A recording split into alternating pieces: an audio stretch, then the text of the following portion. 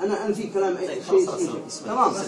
بنتي كانت تكلم الشيخ عبد الله الوصابي اللي هو صاحب البيت وانسان معروف وطيب ومحترم، كانت قام عبده حلفها يمين اني ما تقول له الحقيقه بدون اي ضغوطات وهو شاهد، وكلمت ابن اختي كمان بدون اي ضغوطات وابن اختي شاهد. ما هو الكلام؟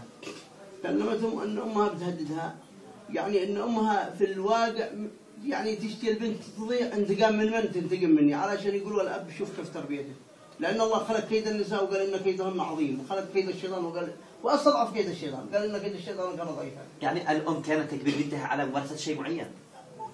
على اعتراف البنت وامام شهود بدون اي ضغوطات البنت تعترف. انا الله اللي شاهدني ما شفت. من بنت 10 سنه يعني ما ممكن الكلام هذا يعني. الموضوع موضوع انه انتقام مني، فهمت ولا لا؟ تمام. انا قمت ضربت بنتي ضرب، يعني ضرب ولا انا كنت عارف شيء. بعدها جاء صاحب يعني ضرب مبرح. مش مبرح، لا احد يسخى على بنته، ما احد حيكون ارحم ببنته من الاب، ولا احد حيحب مصلحه بنته اعظم من ما يحبها الاب، لكن اللي مش عارف يدخل في راسه كلام ثاني. فهمت ولا لا؟ وهذا ما اقوله. طيب انا على سبيل الفرض انه يعني الام كانت تجبر بنتك مثلا. انا الله على كلام البنت. طيب لحظه على كلام البنت. بنتك عمرها يعني 10 سنوات، هل تتوقع او تتخيل ان تمارس شيء يعني شيء معي؟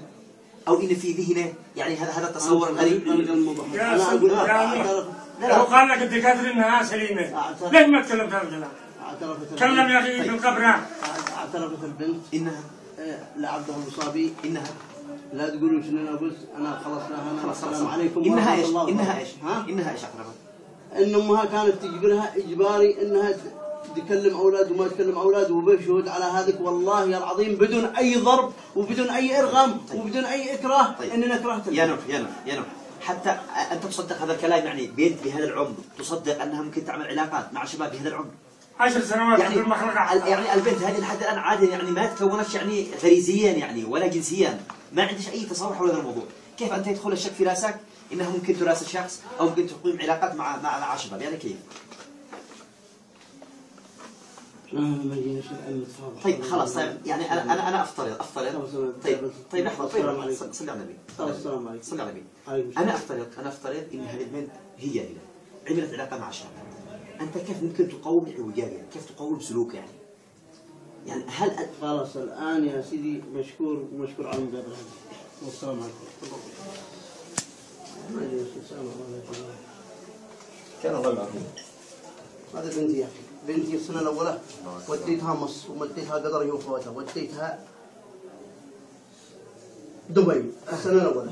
هل اب بيعمل البنات الذين عملن السنه هذا والله ما عايزين الا دبي.